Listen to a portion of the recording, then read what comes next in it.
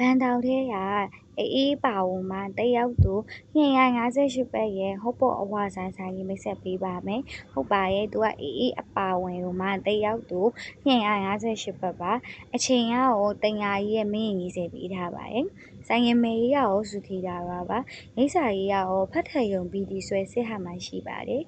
သူကမရက်9နာရီဒီဖွင့်ရဲပေါ့ရည်ညှိလေးစိတ်ရင်ရာကြီးရောက်ရမရဲ့9နာရီဒီဖွင့်ရဲတော့ကြောင့်မို့လို့ကြိုက်တဲ့အချိန်သွားစားလို့ရတယ်သူ့ရဲ့အားသာချက်တွေကဘာလဲဆိုတော့တုံရဲ့အရသာရဲ့မာယာအရသာဟင်းကြီးကအရန်စားရုံတောင်းဤဆိုရင်အမြဲတမ်းတင်ရမှာ2300တော့အမြဲတမ်းအိဆိုင်ကိုသွားဖြစ်တယ်ကွာဟုတ်ဖို့စားကြည့်မိဆိုဒီဆိုင်မပြေးကြအချင်းကြီးရဲ့အရန်တောင်းတယ်